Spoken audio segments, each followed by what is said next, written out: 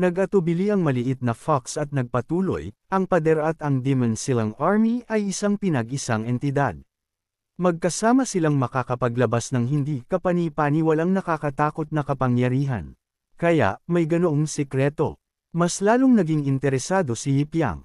Astig, gusto ko ang mga kakaibang bagay na tulad nito. Gusto ko talagang tingnan ang pader na ito minsan. Nakakapanghinayang, kailangan kong pumunta sa Yan City sa pagkakataong ito, na masyadong malayo sa Central World. Nagdesisyon siya, iyon lang ang balita mo. Mayroon ka bang ibang mahalagang impormasyon? Hindi ganoon kadali ang maliit na fox. Kung gusto mo ng mas maraming impormasyon, lupigin mo ako. Maaari kang mag-unlock ng mas maraming kaalaman sa pamamagitan ko. Lubos na nilate siya ni Hipyang, tumayo at umalis. Sige, aalis na ako. Sana maging mabuti ka habang wala ako. Bago lumingon, nagbigay siya ng mahigpit na babala, tandaan ito, walang susunod na pagkakataon para sa nangyari ngayon. Ang maliit na fox demon ay huminga ng malalim, lubos na naiinis. Mga lalaki, pero, Hipyang, baka ito na ang huling pagkakataon na magkikita tayo. Hating gabi, sa tahimik na Wujin sect, isang anino na may mahabang umaagos na buhok ang gumapang sa lupa. Naisip na parang nakakatakot na multo o kung ano paman, ngunit si Susha lang iyon. Lubos siyang natutulog ng naglalakad, nakapikit ang mga mata, ngunit patuloy na gumagalaw ang kanyang mga paa. Hindi namamalayan, napadpad si Susha patungo sa Jailing Demon Hall na parang hinihila siya ng isang tawag mula sa kanyang puso. Ang ibang mababang antas na demonyo ay humihilik ng malakas. Narating ni Susha ang selda ng maliit na fox demon. Nagpitik ang maliit na fox demon ng kanyang mga daliri, senyales kay Susha. Lubos na nag-glitch ang utak ni Susha na parang expired na. Bobo siyang inabot at tinanggal ang talisman na nagsisil sa bilangguan. Ang maliit na fox demon na naghihintay buong gabi para dito ay sa wakas natanggal ang kanyang selyo at ipinakita ang kanyang kapangyarihan. Sa pagkakataong ito, inihayag niya ang kanyang tunay na anyo, isang nine-tailed fox demon.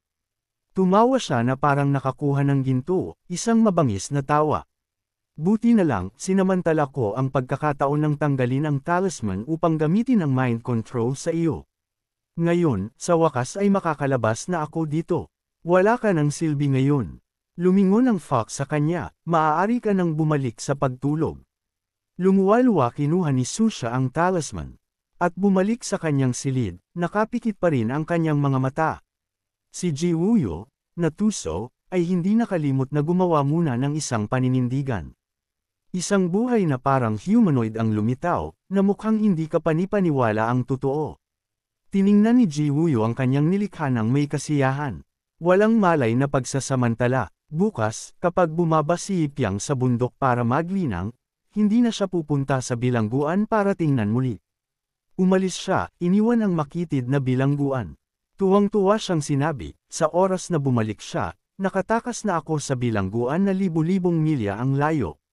Matapos maglakad ng medyo malayo, kuryoso siyang huminto sa harap ng isang bahay na may siling talisman. Nakatingin sa kalahating tao, kalahating hayop na figure sa harap niya, hindi niya maiwasang magtanong, sino ka? Lola, tinatanong mo ako kung sino ako. Hindi sumagot ang babaeng ngunit nagtanong sa halip, kailangan mong umalis, hindi ba?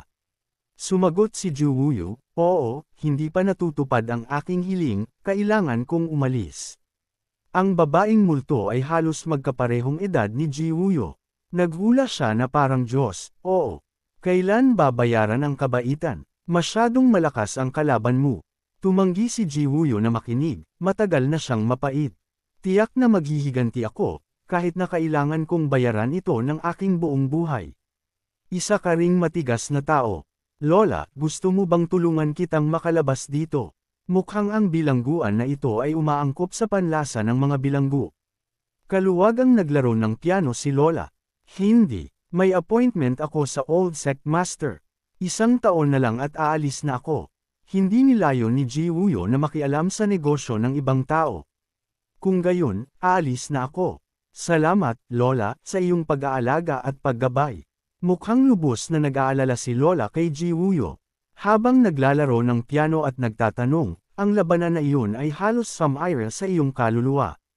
Naaalala ko na ngayon ay takot na takot ka sa kulog at kidlat. Handa ka na ba talagang harapin ang iyong mga kaaway?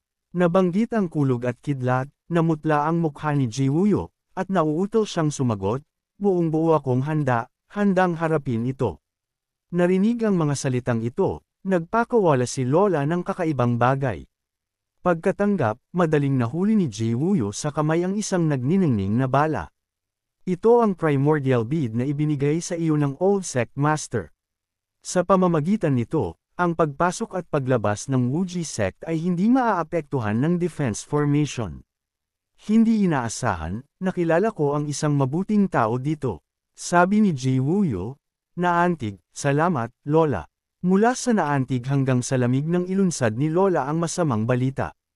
Kung determinado ka, hayaan mong tugtugin ko ang isang awit ng Palm para sa iyo, ang itinuro sa akin ni Sect Master Yi, Ultimate Bliss. Naging bato si Jiwoo. Hindi ito kailangan.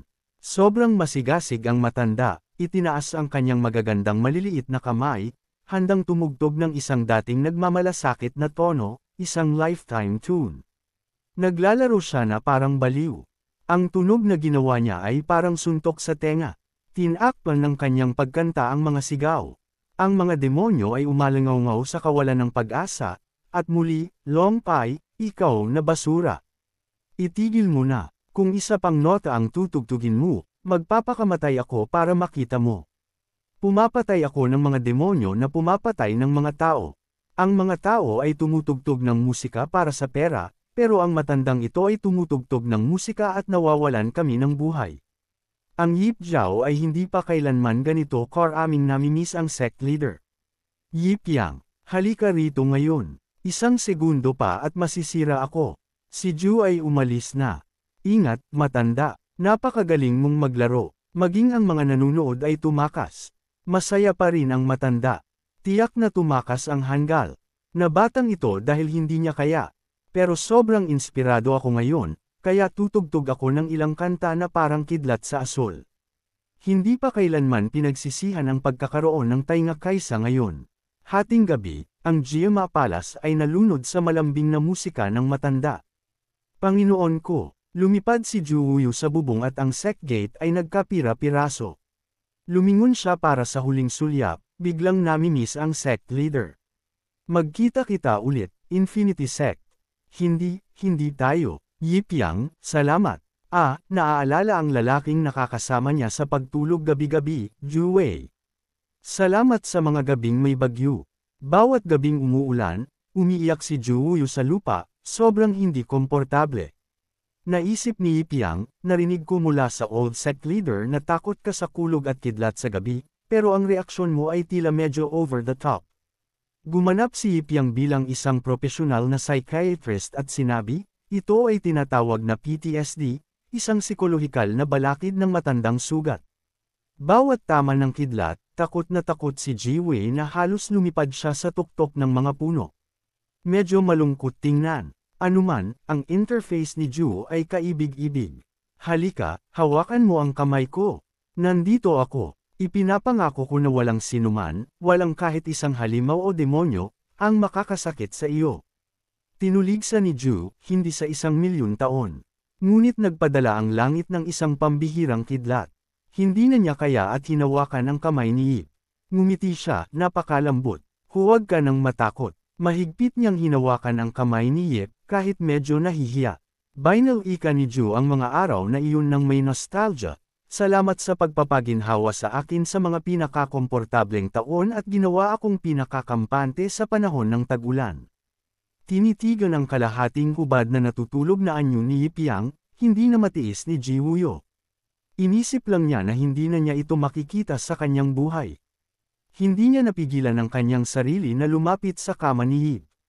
Kung gayon, samantalahin natin na tulog ka na parang patay na baboy. Magpapalam na ako sa iyo. Tinitigan niya ng matindi si Yip Yang, naglalaway sa pagtulog. Bumubulong-bulong pa rin siya sa pagtulog, maliit na fox, huwag kang matakot. Paprotektahan kita. Ito ay lalo lang nagpasakit ng loob ni Jiwoo. Yip Yang, kailangan ko nang umalis ngayon. Salamat, ikaw na simpleng hanggal, sa pagiging handang protektahan ako. Sa wakas, bumagsak ang luha at sinamantala niya ang pagkakataon upang halikan ng bahagya sa pisngi si Yipiang. Maraming salamat. Wala nang gaanong oras. Mahaba ang gabi at puno ng panaginip. Sinamantala ni Ji Wuyo ang pagkakataon upang lihim na umalis at tuparin ang isang malaking pangarap. Lumingon siya at nagpaalam sa huling pagkakataon, ang kanyang mukha ay kasing lungkot na parang iniwan siya ng kanyang asawa. Isang araw pagkatapos, sa isang biyahe upang magsanay ng paglilinang sa masigla at abalang Say City, ang dalawang babaeng disipulo na ito ay seryosong nakakakuha ng pansin saan man sila magpunta, marahil dahil ang kanilang mga kasuotan ay labis na nakakatawa. Nangunguna sa grupo ay isang lalaki na may six-pack na kumikinang na parang pinaglalaroan ng ilaw na glazed donuts, sinundan ng dalawang napakagandang babae. Hindi mo maiwasang tumitig. Nagtanong si Guantong, na lubos na nalilito, Master, mukhang maraming tao ang nakatingin sa atin. Si Yipiang, na walang ideya kung ano ang suot ng kanyang mga disipulo, ay basta lang nagsalita, marahil dahil maganda kayong dalawa. Si Lu Qing, na masunurin, ay sinabi, talagang gusto ko ang maid outfit na ito. Ito ay sumasagisag sa aking pagnanais na paglingkuran ng aking master. Bumulungan si Yipiang tungkol sa titulong Master. Nakakailang pakinggan. Tawagin mo na lang akong Master Yi. Oo, Master Yi. Malalim na. Nag-alala si Guantong sa walang laman na pitaka ng kanyang master. Ang pera na kinita mo sa paggawa ng espada ay ibinigay mo lahat sa sect budget. Kung pupunta tayo sa Yanchang, magiging mahirap tayo at magiging kapansin-pansin. Walang pakialam na sinabi ni Yipiang, oops. Nakalimutan ko iyon. Sobrang broke si Guantong na iniisip niya na maging isang performing artist. Nag-ipon ako ng pera, kaya kung mag-bust sa mga kalye. Ang huling piraso ng disente ni Yipiang ay hindi papayagan ang kanyang disipulo na maging isang street performer. Mag-relax ka, may magdadala ng pera sa istasyon. Ang pagkalito ni Guantong ay lampas sa chart. Mayroon bang ganitong uri ng magandang bagay? Mayroong talagang bukas palad na nagbibigay sa amin ng pera. At ang misteryosong sugar daddy na iyon ay nasa unahan sa harap ng isang siksik ang istasyon. Mula sa malayo, isang lalaki na may mullet hairstyle ang kumaway, sect leader Yip, hindi ko inasahan na darating ka ng maaga. Nagulat si Guantong habang si Lu Qing ay nanatiling seryoso tulad ng dati. Nagbati ang dalawang kapatid sa estilo ng hip-hop. Ibinigay ng lalaki na may mullet ang isang malaking bag ng pilak. Bro Yip, ito ang maliit kong regalo. Nagkunwari si Yipiang na tumanggi ngunit mabilis na kinuha. Sapat na ang paghatid sa akin. Hindi mo na kailangan pang magbigay ng pera. Sobrang bukas palad ang lalaki na may mullet na mula ang kanyang mukha. Pinamumunuan mo ang iyong mga disipulo na maglinang sa malayo. Kakailanganin mo ng maraming pera. Si Guantong, na inosente pa rin, ay bamulong, Master, bakit mukha kang nagulat? Hindi mo ba sinabi na may magdadala ng pera? Si Lu Qing, na sanay na sa pekeng mundo ng matatanda, ay sinabi, Founder, hindi mo kailangan maintindihan. Ang lalaki na may mullet, na nakapagbigay na ng pondo, ay naghanda na umalis. Mag-ingat ka dyan. Pagbalik mo, dapat ay labas na ang Yipiang's Diary 5T. Maaari tayong mag-usap tungkol sa libro at uminom. Masaya si Yipiang ngayong may pera na siya. Sumagot siya ng may ngiti, mag-ingat ka, bro. Si Lu Qing, na nakaranas na ng ilang beses, ay nakilala ang lalaki.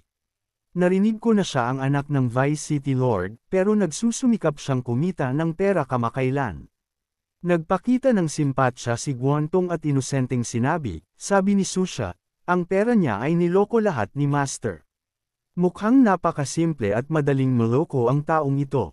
Agad na naging manloloko ang sect leader, mabilis na binago ang paksa. Hindi nanloko si Master Yi. Dumating na tayo, halika na. Hindi napigilan ni Guantong na magtanong, Master, bakit ganoon siya kadesperadong sumuporta sa iyo?